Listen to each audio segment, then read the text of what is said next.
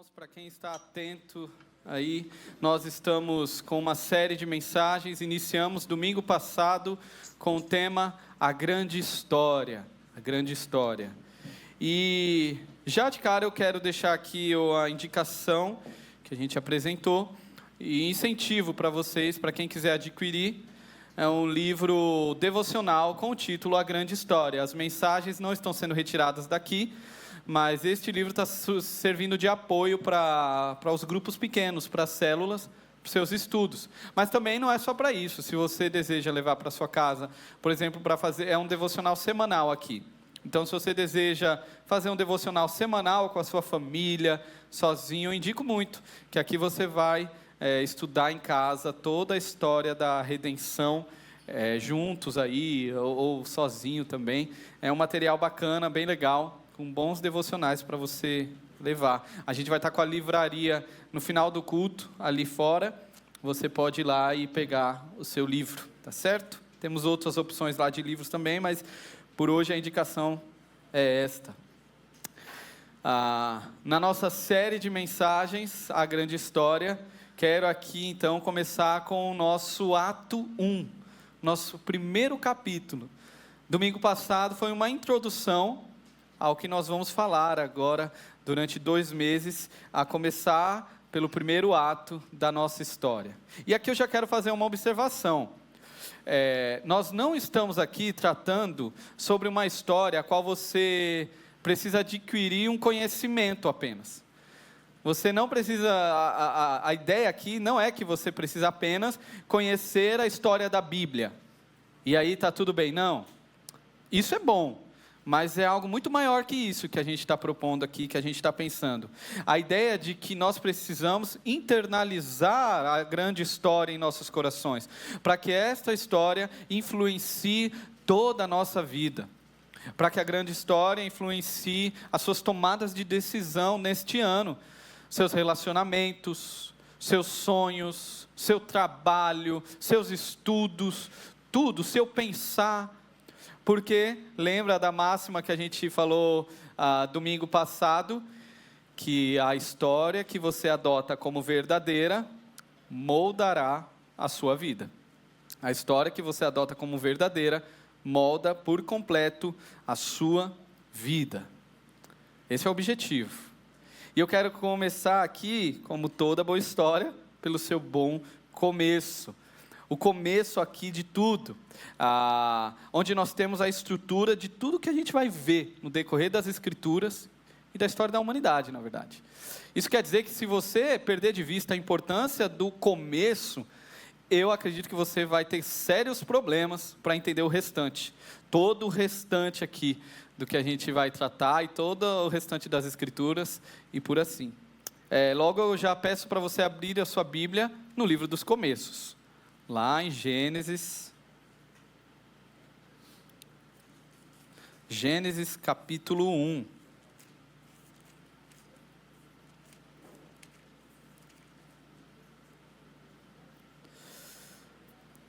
Fique atento, pois cada cena desse texto aqui, de Gênesis capítulo 1, cada cena é como uma semente que vai brotar e florescer em todos os outros 65 livros da Bíblia. Tudo que está acontecendo aqui vai florescer de uma forma incrível no decorrer de toda a história bíblica. Eu quero ler, por enquanto, só os primeiros versículos, os primeiros 5 versículos. Quero que você acompanhe junto, vamos ler a palavra do Senhor. No princípio, Deus criou os céus e a terra. Era a terra sem forma e vazia. Trevas cobriam a face do abismo. E o Espírito de Deus se movia sobre a face das águas. Disse Deus: haja luz, e houve luz. Deus viu que a luz era boa, e separou a luz das trevas. Deus chamou a luz dia, e as trevas chamou noite. Passaram-se a tarde e a manhã, esse foi o primeiro dia. Senhor, obrigado pela Tua palavra, e Deus nos ajude, Pai, a entender a importância e nos submeter à importância da estrutura da criação em nossas vidas. É nossa oração em nome de Jesus. Amém. Talvez alguns aqui, diante deste texto, pensem que esta porção, Gênesis 1, 2, deveria ou deve ser um estudo, uma ferramenta de estudo, apenas para aqueles que gostam de dialogar, debater sobre ciência, não é? Sobre criacionismo versus evolucionismo. E a gente acha que Gênesis está escrito para isso. Ou tem aqueles que acham que essa história está relegada ao ministério infantil. As crianças que têm que ouvir a história da criação.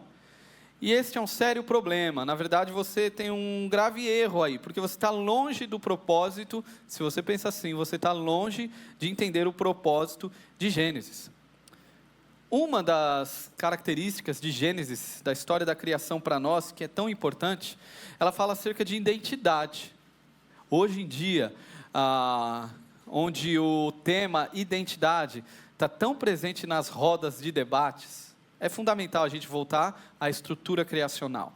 Porque hoje em dia, acredito que você já ouviu falar, espero que você não pense assim, mas hoje muitos acreditam ser aquilo que pensam ser, ou aquilo que sentem de si mesmo. Não, eu sou aquilo que eu acho que eu sou, que eu sinto ser. Eu sou aquilo que eu me vejo assim, então eu sou assim.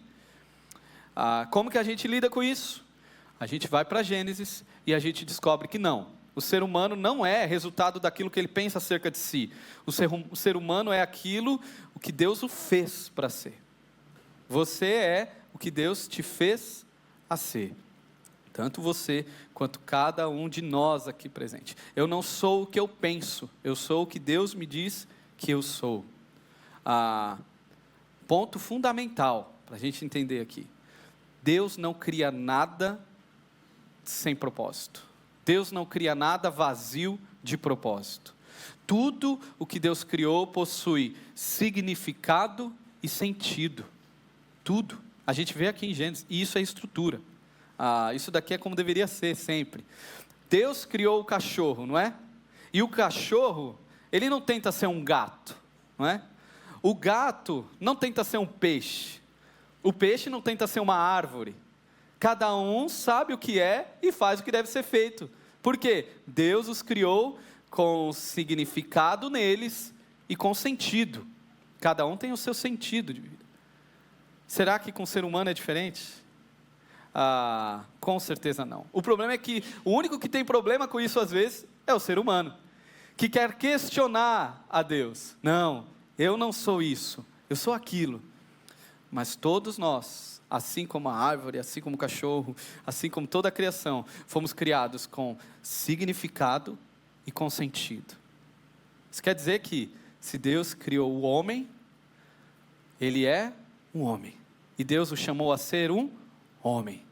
Se Deus criou uma mulher, Deus a criou como uma mulher. E ela é chamada a ser uma mulher. Isso não envolve só questão de gênero. Envolve o todo, como a gente vai ver no decorrer aqui do nosso estudo, que não é apenas gênero, mas é missão, vocação, compreensão acerca de si mesmo. Nós precisamos sempre voltar para Gênesis. Gênesis está aqui não apenas para nos dizer como tudo começou, mas como tudo deveria continuar sendo. É este o poder de Gênesis. Ele está legislando sobre todos, sobre toda a criação. É isso daqui que a gente encontra. Tanto que faz muito sentido no contexto de quando Moisés escreveu. Moisés é o autor de Gênesis e de todo o Pentateuco. E qual era o contexto quando Moisés escreveu isso daqui? Lembre-se que Israel tinha acabado de ser liberto do Egito. Lembra do Mar Vermelho? Atravessam o Mar Vermelho, Moisés ali usado por Deus como libertador. Só que este povo viveu por muitos anos dentro do Egito, sendo influenciado ali por uma percepção de mundo egípcia, por uma contextualização totalmente egípcia. Fora isso, tinha os cananeus, que influenciavam com seus tantos deuses. Então era um povo que agora sai da escravidão, Deus o coloca ali aos trancos e barrancos por conta do povo, mas eles chegam à terra e agora eles têm que aprender. Imagina a tentação no coração deste povo, ao chegar na terra e descobrir que eles não conseguem, por exemplo, cultivar. Eles têm dificuldade, como que eu vou fazer isso? Mas eu lembro que eles falavam que tinha uma deusa da fertilidade. e que eles faziam um sacrifício, e as coisas aconteciam, não acontecia, aí o fulano, acontecia. Imagina a tentação deles de acreditar nas narrativas que eles tinham vivenciado durante tantos anos.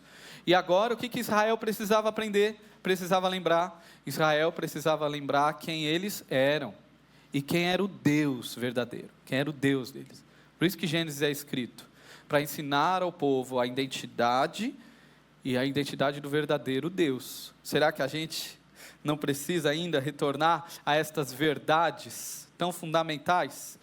Creio que sim. E aqui nessa porção, eu quero observar 3, que eu chamo de axiomas. Axiomas são verdades fundacionais, verdades que regem todas as outras verdades. Isso é um axioma. É uma verdade que está sobre todas as outras verdades, é uma verdade que rege a compreensão de mundo. Então são verdades bem preciosas para nós. Não é uma verdade que você crê hoje e amanhã muda de ideia. São coisas que estão ali presentes e que fundamentam toda a sua vida. E eu quero observar aqui 3 axiomas, 3 verdades dessas. E o primeiro axioma que eu encontro nesse texto é que Deus é o grande Rei Criador. Deus é o grande Rei Criador. Lá no início, sua Bíblia inicia assim, no versículo 1. Pessoal que está em pé, tem alguns lugares, viu? Se quiserem sentar, dá para se encontrar aí. Primeira verdade aí, axioma, versículo 1. No princípio, Deus criou os céus e a terra. Tudo começa com o eterno, como chamado na tradição judaica, o eterno, o único incriado, o único que está sobre toda a criação e que não é igual à criação, ele não se detém à criação, conhecido outrora como chamado como totalmente outro. Ele é aquele que está acima de tudo, grande, muito superior a tudo que nós temos, tudo que nós vemos. Tudo se inicia com o eterno. É legal observar que a Bíblia, ela não começa dando justificativas ou tentando explicar a criação ou a existência de Deus, não é?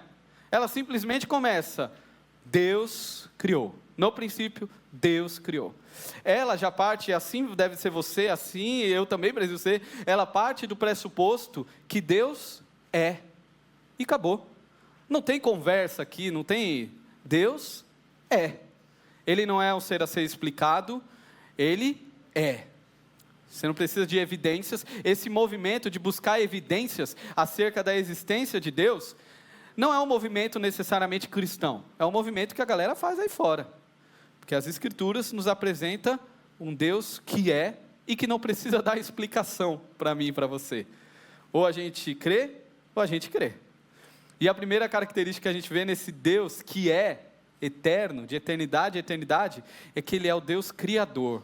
A expressão aí, bará, que é criar, ela só é usada, ela só é vinculada em todas as Escrituras com o ser de Deus. Isso quer dizer que ninguém pode criar como Deus cria. Ele é o único criador. Este é o nosso Deus que se apresenta aqui nas Escrituras. O Deus que criou tudo, céus e terra. A ideia aqui é que Deus criou o plano terreno como o plano celestial, espiritual, coisas visíveis e coisas invisíveis. Deus é o criador de tudo que você vê e até daquilo que você não vê. Este é o nosso grande rei. E qual é a consequência lógica? Se Deus é o criador de tudo, logo, ele é rei sobre tudo. Rei por direito e rei por poder. Este é o nosso Deus. E uma beleza nesse reinado. Uma beleza em Deus é que o reinado dele é um reinado profundamente pessoal. E aqui que choca tudo. Talvez crer que Deus não seja muito difícil para a turma aí fora.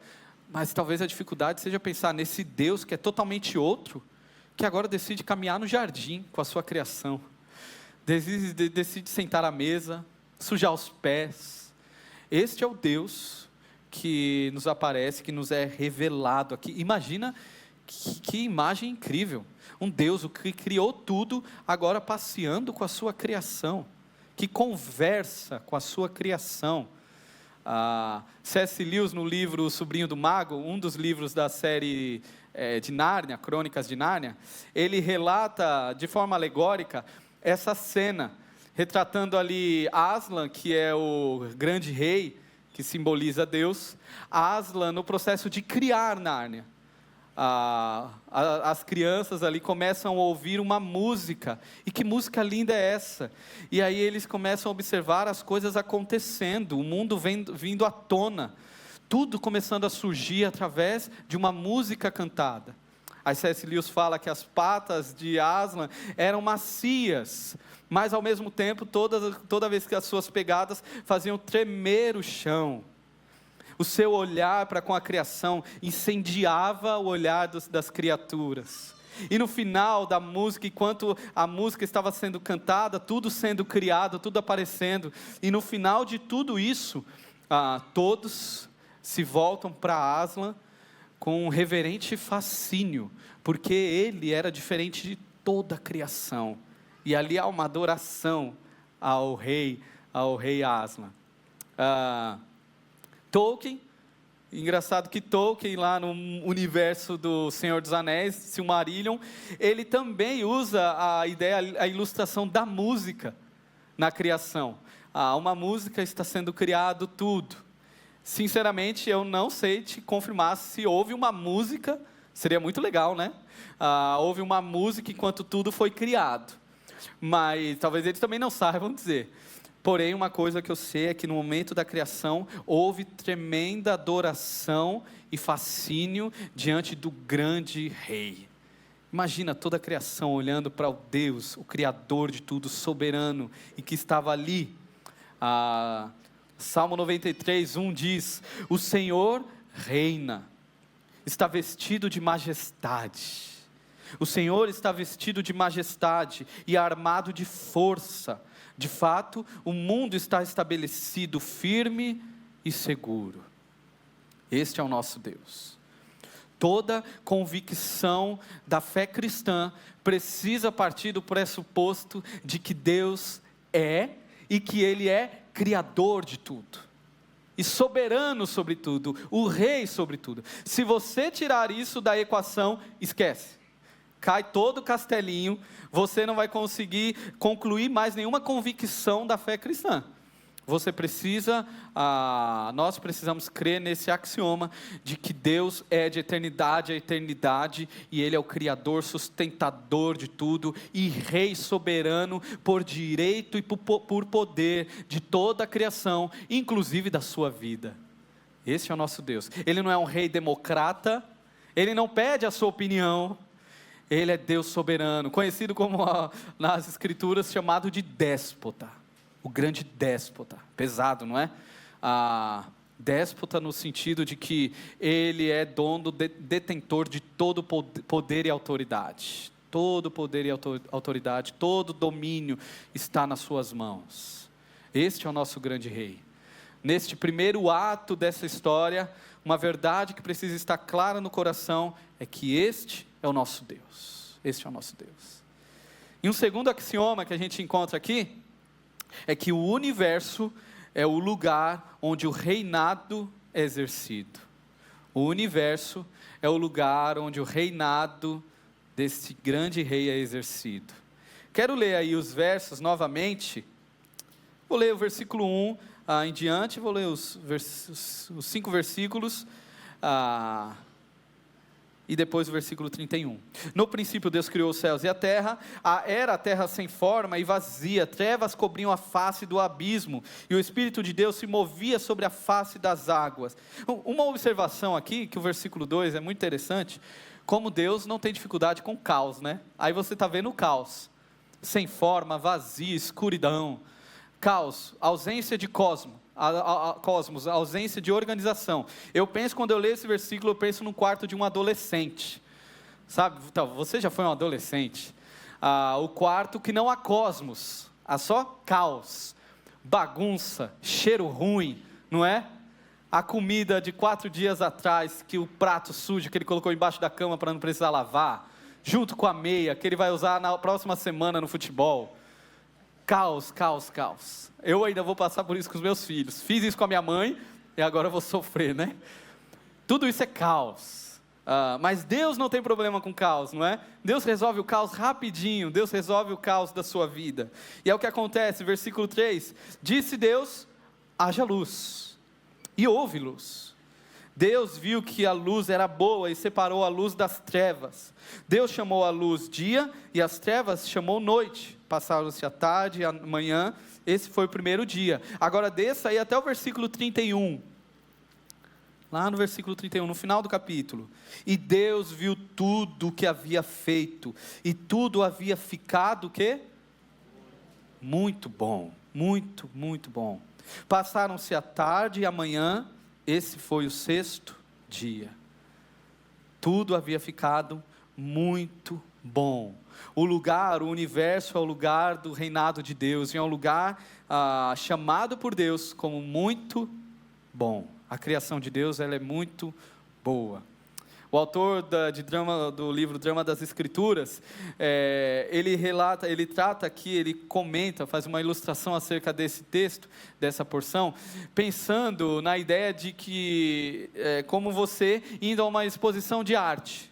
Imagine aí você indo numa exposição e encontrando ali um quadro muito lindo, um quadro, uma obra de arte que mexe com você, deixa você extasiado, você para ali, fica de boca aberta, contemplando aquilo, que coisa linda, que obra linda, e você não consegue sair dali, até que alguém cutuca seu braço, seu cotovelo, seu ombro, e fala, ei, você quer conhecer o Criador desta obra? Gênesis capítulo 1, eu lembrei aqui da Raquel, do trabalho da Raquel, que ela pinta lá no casamento, e muito lindo, e as pessoas chegam, olham, nossa, que coisa linda, e viram, está aqui, a artista é esta. Gênesis está para nós, para isso. Gênesis está mostrando, vocês querem conhecer o autor de toda essa beleza, de tudo isso que é muito bom, porque Deus, tudo que Deus fez é muito bom. E a ideia de bom aqui, esse termo bom, tem um aspecto de estética também. Além de bom, também é belo. Tudo que Deus fez é bom, é belo, é bonito, é harmonioso. E confesse, nós seres humanos temos essa coisa com a beleza. Nós gostamos de nos encantar com o que é bonito, nós valorizamos a beleza, não é? A gente aprecia algo bonito. A gente saboreia algo gostoso, não é? A gente gosta, a gente tem isso. Por isso, quando a gente vai na praia, até aqueles que não gostam muito da praia, talvez do sol queimando a cabeça, a areia que gruda no pé, o sal da água, mas até estes que vão reclamar de tudo isso, às vezes eu sou um destes, confesso, mas até a gente, quando a gente vai na praia e olha a imensidão do mar, em comparação, em contraste com a areia, às vezes tem umas casinhas ao redor, alguns morros, nós olhamos para tudo isso e como isso mexe com a gente, não é? Como a gente para, até aqueles que são mais frios, que não gostam de se emocionar, não gostam de demonstrar, param, olham para tudo isso, e lá no coração deles está, uau, o que é isso? Que coisa linda.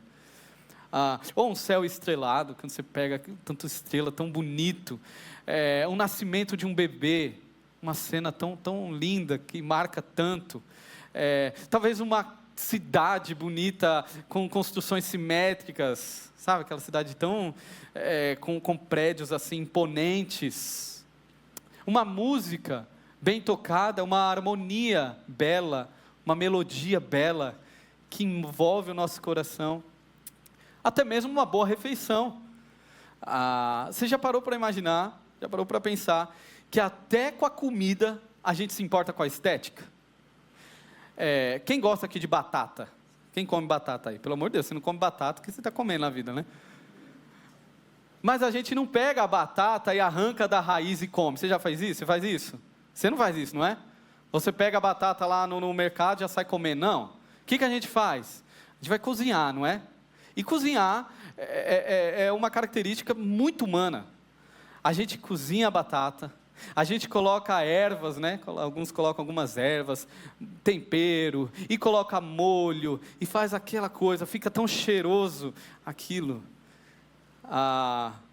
Eu confesso que eu não tenho muita habilidade culinária. Na verdade, tenho zero habilidade. Das vezes que eu tive que ir para a cozinha, meus filhos sofreram. Quando eu tive, por exemplo, fazer tapioca com ovo. Eu lembro do Benjamin, lembro não, acontece sempre quando eu faço. Benjamin morde 2 vezes a tapioca e fala para mim: papai, estou satisfeito. Aí eu sei que ele não está satisfeito, né? Aí eu, como um bom pai tirano, eu obrigo ele a comer, mesmo sabendo que não tá lá essas coisas, né? Mas o que acontece? Eu chego com um produto bruto do mercado e aí eu entrego para a Inayara. E Inayara faz a mágica. Pega a carne crua, a batata, a cenoura e prepara ali um banquete. Nós somos seres de estética, que busca o belo, que gosta de aproveitar o belo. Tenho certeza que você já se maravilhou, por exemplo, olha aí, com um pedaço de picanha. Ô glória, né? Um pedaço de picanha com um copo de Coca-Cola gelado, não é? Com um limão. E para não ser tão pecado, põe uma Coca Zero. Dá certo do mesmo jeito. E ali você se encanta com aquilo. Para aqueles que são saudáveis, como eu serei um dia, se Deus quiser. Olha para uma melancia, um pedaço de melancia gelado, naquele dia de esporte, sabe, jogando bola, junto com a turma da igreja, no acampamento, no meio da natureza, olha as árvores, aí você pega aquele pedaço de melancia gelado, e come ali, que coisa gostosa, não é? Como é bom. Gênesis está nos falando, sabe o quê? Imagine se tudo isso é muito bom, imagine aquele que fez tudo isso. Imagine se maravilhar com o Criador de tudo isso que é muito bom. Você precisa disso. Você precisa render glória, adoração a Jesus. Quando você se deparar com uma costelinha barbecue do Outback, você diz, glória a Deus por isso, né, Marcelo? Glória a Deus por essa costelinha. Glória a Deus por essa uva, por essa banana. Você já reparou a banana, como ela é feita, cara? É um alimento que vem a vácuo, né? Que dá sinal quando está bom. Você pode levar para qualquer canto. Glória a Deus por isso. O que Deus fez é muito bom. É muito bom. E ao olhar para a criação, a gente olha para o Criador. Foi para mostrar o Criador e não a criatura, não a criação, que Gênesis 1 e 2 foi escrito. É para cutucar no seu ombro e falar assim: ei, olhe para o Criador. Se você acha isso muito bom, se você acha esse passeio incrível, se você está achando essa experiência da sua vida incrível, olhe para aquele que fez isso, é muito melhor. Contemple o Criador, adore ao Senhor, experimentando a vida, mas contemplando e lembrando do Criador, aquele que fez tudo. Que fez tudo. Esta é uma das razões mais fortes de adoração na Bíblia, sabia? Em Apocalipse, capítulo 4, versículo 11, a gente vê isso. Tu, Senhor, e Deus nosso, és digno de receber a glória, a honra e o poder, porque criaste todas as coisas, e por tua vontade elas existem e foram criadas. Como a gente cantou aqui, não há Deus maior, criou os céus, criou a terra. Quando a gente canta, Senhor meu Deus, quando eu maravilhado, fico a contemplar a obra das tuas mãos, céu azul de estrela pontilhada, tudo isso deve levar o nosso coração à adoração. Toda a criação precisa se sujeitar em adoração ao Criador. E você não é diferente, nós precisamos disso. E para além de contemplar a beleza e grandeza do Criador através da criação, há uma outra finalidade que a gente encontra aqui. Gênesis 1 e 2 também está para nós, para nos mostrar qual é o propósito do porquê isso foi criado. Para que tudo isso foi criado? Gênesis, como eu iniciei falando, Gênesis não foi escrito para a gente aprender o que foi feito.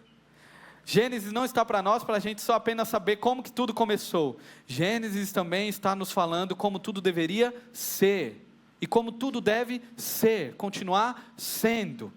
Gênesis está aí para nós, para isso. Deus criou os luminares, o sol, a lua. Deus fez divisão de terra e água. Deus povoou a terra cheia de animais que vão procriar e assim povoar ainda mais. Eu penso aqui na imagem, eu acabei de me mudar e eu penso nessa imagem. quando você aluga uma casa, você compra uma casa, um apartamento, e agora você tem que fazer daquela casa o seu lar, não é? Você vai colocar fotos, quadros, flor, cada um vai pensar, como fala? Decorar, eu ia falar ilustrar, decorar do seu jeito. E ali começa a ter o gosto de casa, né? A comida começa a ser feita, aí você põe filho lá dentro, e a vida começa a estar ali presente. Eu imagino aqui, eu olho para a criação e vejo isso. Deus fez uma casa, a casa dele se chama universo, e agora o universo se torna o seu lar sagrado. O universo, o mundo, o cosmos é o lar de Deus. Deus não fez um mundo gospel, um mundo dos crentes e um mundo dos não crentes, e agora Deus habita no mundo dos crentes. Não, Deus fez um universo, e o universo é lugar de habitação do nosso Deus. O universo é feito como um templo. Deus cria um reino. O mundo é o templo de Deus. O mundo é o templo de Deus. Interessante que no contexto histórico ali das religiões próximas de Israel, na produção, na construção de templos, quando eles iam consagrar os templos, existia uma ação que eles faziam no final de tudo. Depois de construir tudo, o que eles faziam era colocar uma imagem do Deus, da divindade que eles adoravam, ali presente no templo. Uma estátua, uma imagem para representar. Coisa que os faraós também faziam. Eles pegavam imagens, estátuas deles e colocavam, porque eles se achavam Deus, eles colocavam em vários lugares do seu domínio, do território, para que as pessoas, olhando para aquela estátua, lembrassem que ali é domínio do faraó, que ali é domínio deste Deus. Ainda mais, dizem que os faraós, era crido que eles passavam o espírito deles, sopravam na estátua, e agora aquela estátua tinha poder de representar o faraó onde eles estivessem. E para nossa surpresa, após Deus completar o seu templo, o seu lugar de adoração ali, de exaltação ao seu nome, ele vai colocar a sua imagem nesse templo. E é o terceiro axioma que a gente encontra aí. Terceira verdade que fundamenta tudo, que deve fundamentar tudo para nós. Terceira verdade é: o ser humano é o súdito e o representante do rei. O ser humano é o súdito e o representante do rei. Olhe comigo o versículo 26 aí, Gênesis 1, 26. Então disse Deus: façamos o homem à nossa imagem, conforme a nossa semelhança. Domine ele sobre os peixes do mar, sobre as aves do céu, sobre os animais grandes de toda a terra e sobre todos os pequenos animais que se movem rente ao chão. Uau, nós somos agora chamados como imagem de Deus, feitos à imagem de Deus. Assim como o faraó que colocava estátua, assim como os povos ali colocavam imagem dos seus deuses, Deus colocou uma imagem dele nesse mundo para representá-lo, e essa imagem somos nós, o ser humano. E ainda mais, Deus soprou seu fôlego de vida em nós, feitos à imagem de Deus.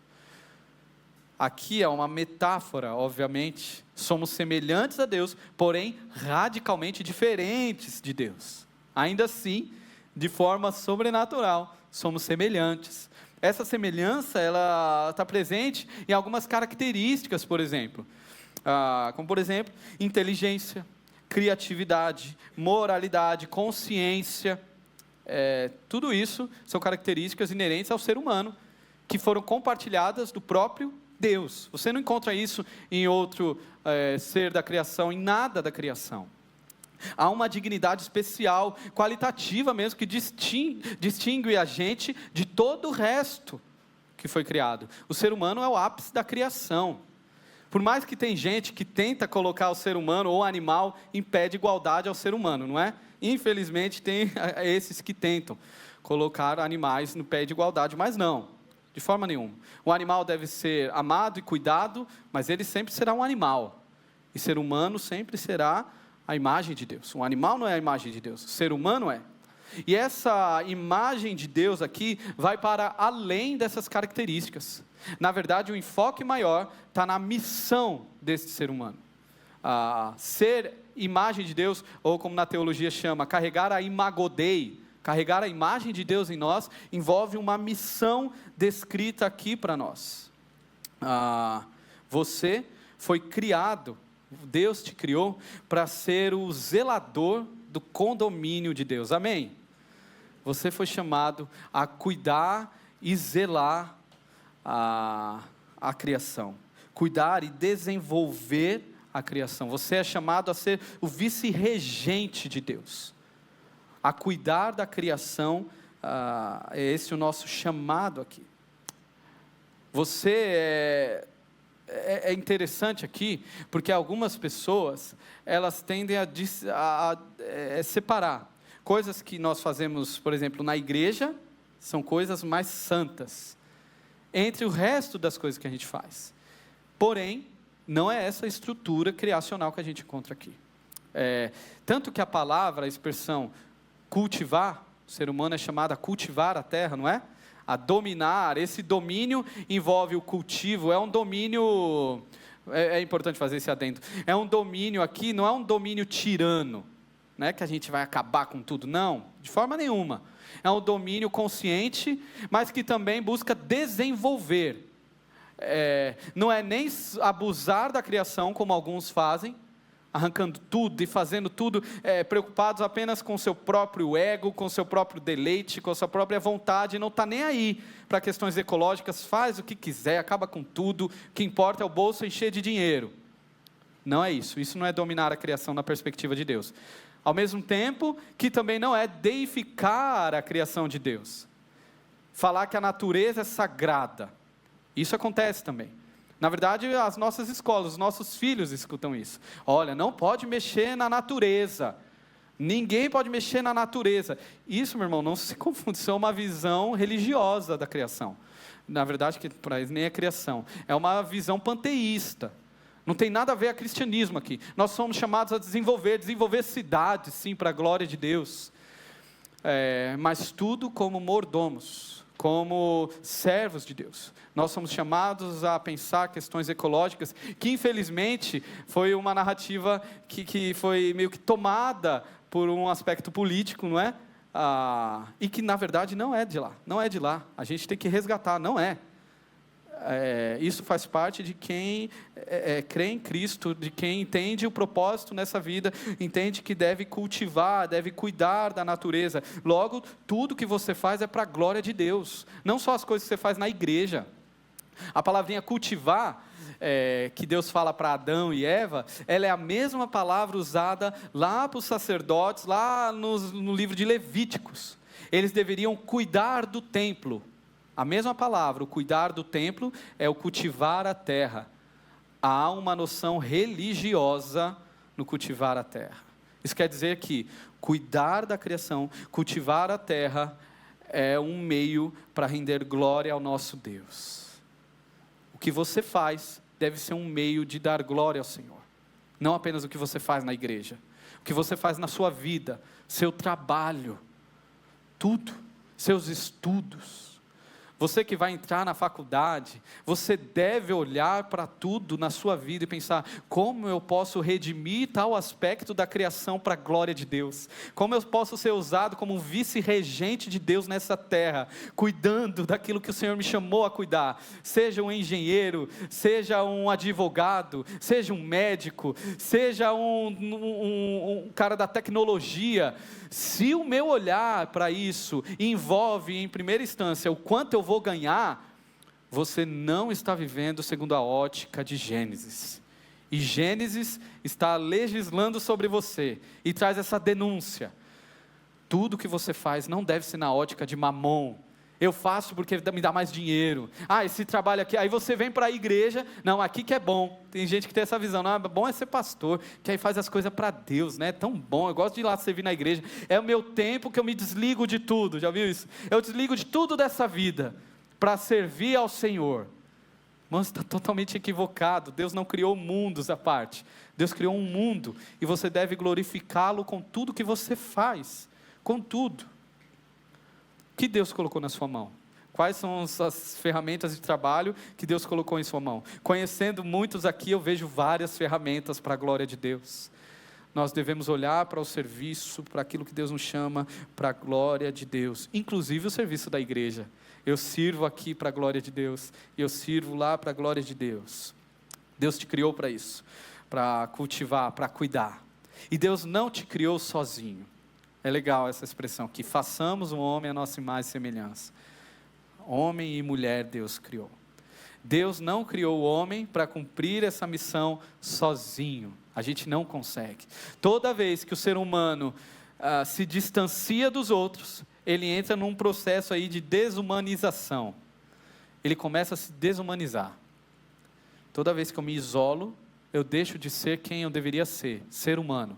E ser humano envolve comunidade. Um senso de comunidade que vem do meu Deus, do seu Deus. O seu Deus é um e é três. É três em um. Deus Pai, Deus Filho e Deus Espírito Santo. Você é a imagem dele. Você é um ser comunitário. Você não pode andar sozinho.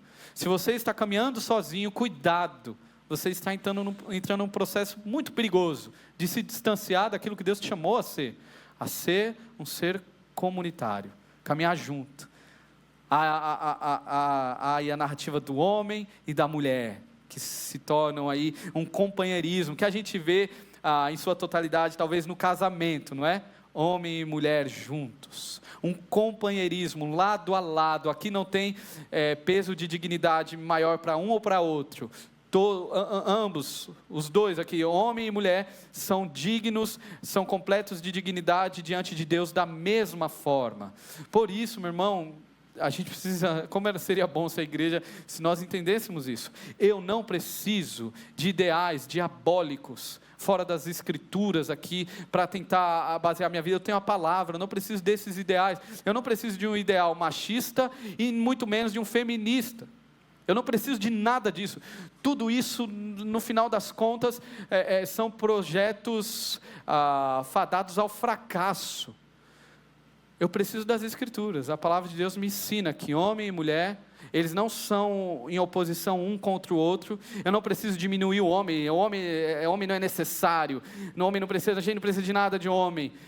O homem olhando para a mulher, não, nós somos acima, nós somos a autoridade. Eu não preciso de absolutamente nada disso. Tudo isso é uma mentira de Satanás. O que eu preciso é da verdade que fundamenta todas as verdades diante dessa grande história. E eu olho para o outro com a mesma dignidade que Cristo me olhou e Cristo enxerga ele. E eu sei que no campo das ideias isso é legal, mas a gente está diante de um mundo caído e que às vezes quer perverter a estrutura. E há tantos problemas neste mundo. Aí eu quero ir com você lá em Colossenses, olhar como a gente encontra equilíbrio nessa bagunça, que domingo que vem a gente vai falar. Hoje é só notícia boa, domingo que vem, que o bicho pega, né? Domingo que vem que a gente vai falar de coisa ruim. Mas, por enquanto, vamos ficar só na parte boa. Pela criação, domingo que vem é pecado que a gente vai falar. Vai lá em Colossenses, capítulo 1. Como que a gente resolve essa bagunça que o mundo criou, um contra o outro? O ser humano destruindo tudo se acabando, guerra e tudo mais. Como que a gente resolve isso em nosso coração? 1 Coríntios, capítulo 1, versículo 15 a 17. Colossenses, capítulo 1, versículo 15 a 17. Tudo se resolve aqui em uma pessoa. Jesus, Ele é a imagem do Deus invisível, o primogênito sobre toda a criação, pois nele foram criadas todas as coisas, nos céus e na terra, as visíveis e as invisíveis, sejam tronos ou soberanias, poderes ou autoridades, todas as coisas foram criadas por Ele, para Ele. Ele é antes de todas as coisas e nele tudo subsiste. Irmãos, como nós resolvemos tudo? Com Cristo. Cristo é a razão de ainda existir cosmos ao invés de só caos. Como nós encontramos ordem, cosmos, em Cristo Jesus. Quando você tem o seu coração encontrado em Cristo, você descobre a verdadeira fartura, porque Deus nos chamou à abundância, à fartura. Deus nos chamou a celebrar o que é muito bom, o que é belo. Deus nos chamou a amar como Cristo nos ama, de tanta fartura que a gente recebe. O problema é que a gente escolhe a escassez, não é? Adão e Eva escolheram a escassez, e aí vem a escassez do pecado. Aí a gente olha um para o outro e eu acho que eu sou superior. Aí eu olho para a criação e menosprezo. Eu olho para Deus e questiono a existência. Por quê? Porque é a escassez do pecado. Mas tudo isso é resolvido em Cristo Jesus. Quando eu olho para Cristo e descubro que a minha história está sustentada nas suas mãos. Ele é aquele pelo qual tudo subsiste, tudo está sustentado, seus sonhos, seus planos, sua família, o seu pensar, suas emoções, tudo se resolve em Jesus, tudo se resolve em Jesus. Se você decide adotar a grande história da redenção em Cristo, como a verdadeira história que sustenta a sua história, eu tenho aqui para finalizar 3 ordens, certo? 3 ordens finais que Gênesis traz para nós. Primeira ordem: você deve se comprometer com a criação, com a sociedade. Você deve se esforçar para criativamente gastar sua vida para a glória de Deus. Esse a gente chama de mandato cultural.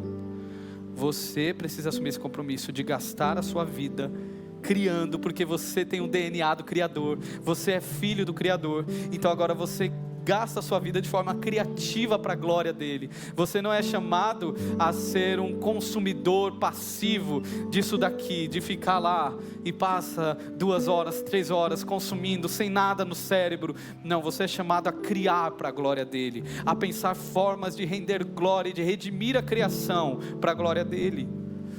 Seja no campo que for que Deus te colocar, na arte, na ciência, na política, no seu bairro, no seu vizinho, na sua família, Deus te chama a usar os seus recursos para redimir a criação em Cristo Jesus. Esse é o chamado, essa é uma ordem para você.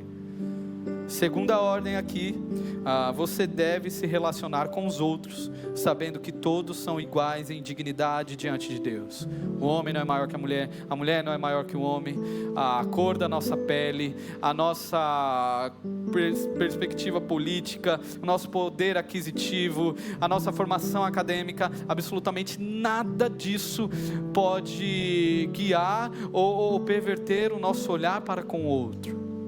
Se qualquer uma dessas coisas ou outras faz a gente olhar para o outro de cima para baixo, com desprezo, se por ser chefe eu olho para o funcionário como alguém que está para me servir e desprezo ele, não cuido, eu estou pecando diante da imagem de Deus.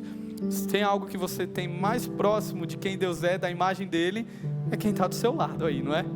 A imagem de Deus está aqui. Quem está lá fora é a tia lá da padaria que você vai comprar o pão. Às vezes ela está rabugenta, né? Aí você compra o pão, ela não te dá bom dia, mas você está diante da imagem de Deus, e que precisa talvez ouvir de alguém, de um vice-regente, de um convocado por Deus, um embaixador de Deus neste reino, precisa ouvir do amor dele. Nós somos convocados aqui, nós recebemos uma ordem a olhar com dignidade a todos, independente de qualquer coisa. E terceira ordem, você deve se relacionar com o seu Criador, vivendo diante da sua face, que a gente chama de corandel, viver uma vida diante da face de Deus. Tudo que você faz certo, que você está diante de Deus. Você é uma pessoa livre para conquistar, para trabalhar, para cultivar a terra, mas você tem uma responsabilidade muito grande, que é de estar diante da face de Deus diariamente e de representá-lo. Assim como o sacerdote, que tinha a função de estar diante de Deus e levar pessoas até Deus, você é chamado a isso, a ser um representante do Senhor. Que as pessoas olhem em você e encontrem o Deus Criador, e saibam que existe um Deus Criador. Quem sabe você vai ser esse que vai cutucar o ombro do outro e vai falar: ei, você está vendo isso aqui? É muito legal, não é? Cara, isso é incrível, mas deixa eu te falar, deixa eu contar uma grande história. E ali você anuncia o Criador, anuncia Cristo Jesus, que morreu para nos salvar. Deus nos guia assim. Vamos orar? Senhor, obrigado pela tua santa e preciosa palavra. E obrigado, Senhor, em especial porque o Senhor nos criou. Talvez o único motivo que a gente consiga entender porque o Senhor nos criou é porque houve um transbordar do seu amor a ponto de o Senhor decidir nos fazer. O Senhor não precisava, o Senhor não é servido por mãos humanas, o Senhor não precisa, mas o Senhor quis nos criar. O Senhor nos criou para a sua glória. Pai, nos ajude, Pai. Nos dê a sabedoria de enxergar essa vida como ela deve ser vivida, como o autor de Eclesiastes diz, olhando para o céu, encontrando o Senhor em tudo que a gente faz, encontrando glória e louvor, saboreando o que é bom dessa vida, aproveitando o que é belo para a tua glória. Nos ajude a aproveitar a nossa família, nos ajude a aproveitar o trabalho, nos ajude a ter uma percepção melhor do que a gente faz aqui, Senhor, que nós não vivamos como escravos do dinheiro, escravos do jornal, escravos das notícias. Nos ajude a enxergar esse mundo na perspectiva do reino do Senhor, e nós somos embaixadores, nós somos convocados a perceber o Senhor, o que o Senhor está fazendo e caminhar conforme o Senhor está fazendo. Que o Senhor tenha o nosso coração em Ti, Deus. Nós oramos, Pai, para que a verdadeira história seja a história que queime nos corações aqui presentes. Que a verdadeira história do mundo, a verdadeira história da redenção venha nos tomar. Que venhamos nos consagrar completamente ao Senhor, que é o nosso Deus Criador, que nos amou tanto e nos criou. E ainda mais, deu seu Filho Jesus para nos salvar. Nossa oração, gratos.